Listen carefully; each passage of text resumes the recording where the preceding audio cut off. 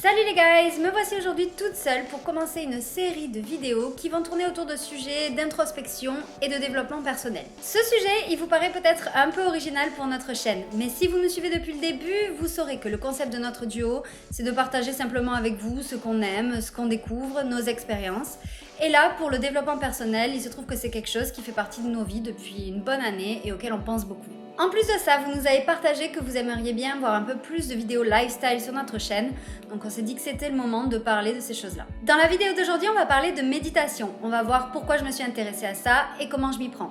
Donc si ça vous intéresse, restez bien connectés et n'hésitez pas à vous abonner au passage pour ne rater aucune vidéo.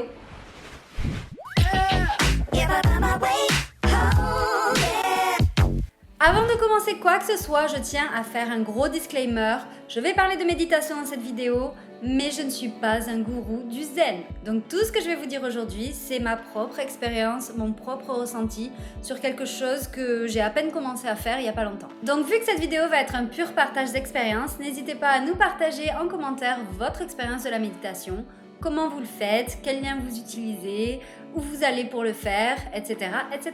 Avant de vous expliquer comment je pratique ma petite méditation, j'aimerais d'abord vous expliquer comment j'en suis venue à m'intéresser à ce sujet. Pour faire simple, à un moment donné, j'ai eu des gros problèmes dans la sphère professionnelle et ça s'est répercuté sur ma sphère personnelle.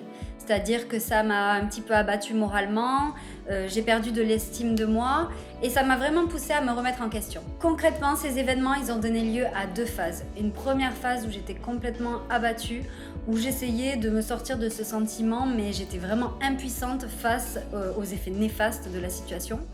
Et ensuite, il y a eu une deuxième phase où j'ai eu besoin de faire une remise à zéro complète et de vraiment d'aller chercher les solutions là où étaient les problèmes. À la suite de ces événements, ce qui s'est vraiment manifesté en fait, c'est de l'anxiété.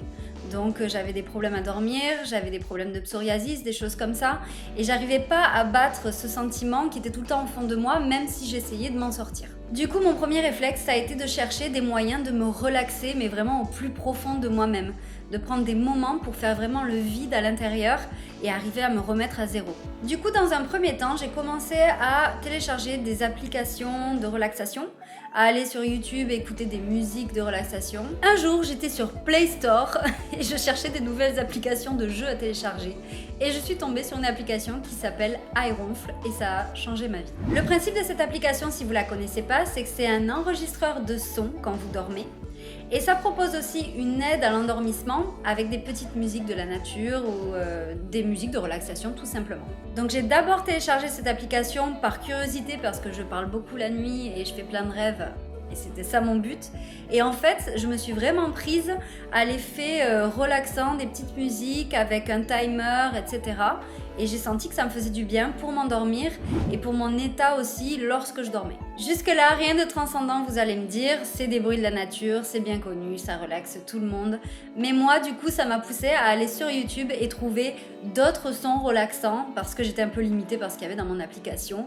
Et c'est comme ça que je me suis retrouvée sur des vidéos de méditation guidée. Qu'est-ce qu'une méditation guidée, vous allez me dire? Eh bien, pour ceux qui ne connaissent pas, c'est tout simplement une vidéo dans laquelle il y a effectivement de la musique relaxante, mais par-dessus, vous avez quelqu'un qui va vous guider avec sa voix à travers le processus de relaxation. Donc, c'est comme ça que je me suis lancée à chercher de plus en plus de méditation guidée et je me suis aperçue qu'il y avait différents types de méditation en fait. La première sorte de méditation guidée, c'est donc simplement quelqu'un qui va vous aider à détendre tous vos muscles de A à Z en vous aidant à visualiser ces muscles-là, etc. Et ensuite, il y a des méditations qui sont ciblées par rapport aux choses que vous voulez travailler ou aux problèmes que vous avez. Et c'est comme ça que, alors que je pensais travailler en fait sur mon anxiété et sur ma relaxation, je me suis rendu compte que je pouvais aussi travailler sur des traumatismes antérieurs à mon problème au travail, sur mon problème au travail, sur l'estime de moi-même, sur la vision de moi-même, sur des chocs émotionnels de l'enfance. En fait, vous avez vraiment de tout. Au fur et à mesure, j'ai vraiment été séduite par certaines des méditations guidées qui permettaient vraiment de visualiser des situations pour pouvoir les ressentir et en ressentir leurs bienfaits ou pour pouvoir se séparer de certains sentiments. Du coup, ces méditations, je pense qu'elles sont vraiment bien pour les personnes qui aiment conceptualiser les choses, faire des sortes de rêves éveillés, qui aiment l'imagerie et qui aiment se visualiser vraiment les choses. Moi, ce qui me fait vraiment du bien avec ces vidéos, c'est que ça permet de mettre l'imaginaire au service du mental. Même si la méditation va vous guider sur la ligne principale de ce que vous devez travailler, c'est votre imaginaire en fait qui va prendre le dessus et en révéler encore plus sur ce qu'il y a en votre fort intérieur. Donc même si vraiment il faut profiter au maximum des bénéfices de se retrouver en imaginaire dans telle ou telle situation, il faut aussi faire vraiment attention à ce qui apparaît dans notre imaginaire, voir si ça apparaît souvent, voir si ça représente des failles ou alors des gros symboles de notre vie. C'est peut-être bête, mais moi ce qui vient dans mes méditations, souvent ça me rappelle des symboliques que j'ai dans des rêves parfois.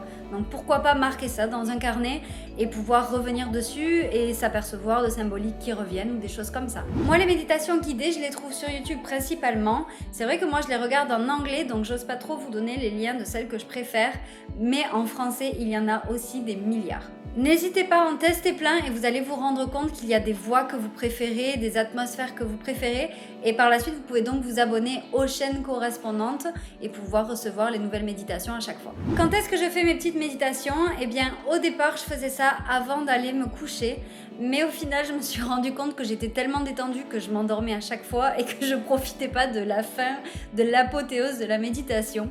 Donc maintenant j'aime bien faire ça juste après ma douche. En fait ce que je veux dire c'est que peu importe l'heure du jour ou de la nuit, l'important c'est de se sentir à l'aise au moment où on va faire la méditation, dans des vêtements confortables et de pouvoir être disponible aussi pour ce moment-là qu'on s'accorde. Certaines personnes méditent assis ou dans un fauteuil.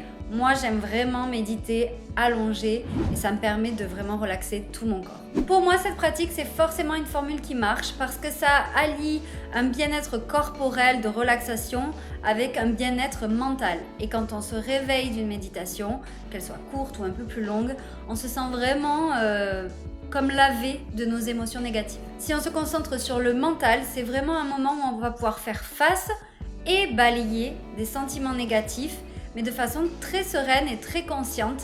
Et forcément, quand on va s'en réveiller, on va se sentir plus en phase avec soi-même, plus tendre avec soi-même, comme si on avait vraiment plus de compassion envers la personne qu'on est. Avant de connaître un petit peu ces systèmes de méditation, je l'avoue, pour moi, méditer, c'était être un moine bouddhiste en tailleur comme ça, dans un temple quelque part.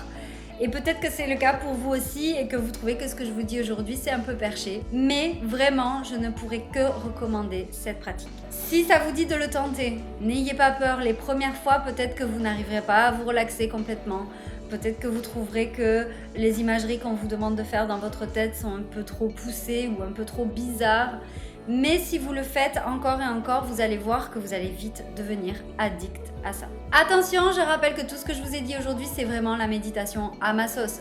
C'est mon interprétation grâce à des vidéos qui ont été mises en ligne sur YouTube. Vous n'êtes pas obligé de suivre ma façon de faire.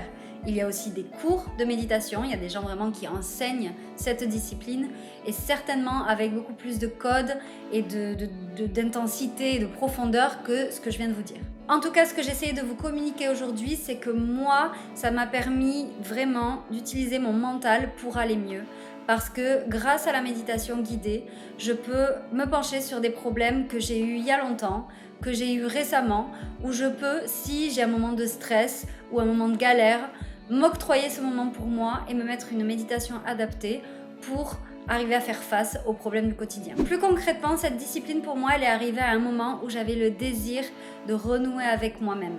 Et du coup, ça m'a vraiment aidée. Même si un processus de guérison, c'est jamais vraiment terminé, je peux dire avec certitude que faire de la méditation, ça m'a aidée à m'accompagner dans ma guérison et dans ma reprise en main. Aujourd'hui, concrètement, je vais me relancer dans une activité professionnelle et je le fais avec une certaine sérénité que je n'aurais même pas osé espérer avoir. On continuera à le voir ensemble dans les prochaines vidéos et vous en savez sûrement déjà quelque chose, mais quand on a besoin de changer totalement sa vie et de se remettre sur pied, ce n'est pas juste une chose qui nous aide, c'est souvent tout un changement de mode de vie. Mais dans ce processus de changement global, en tout cas pour moi, la méditation guidée a eu un fort impact positif parce que je trouve que prendre du temps pour soi et essayer de devenir meilleur, c'est aussi rendre un peu quelque part le monde meilleur.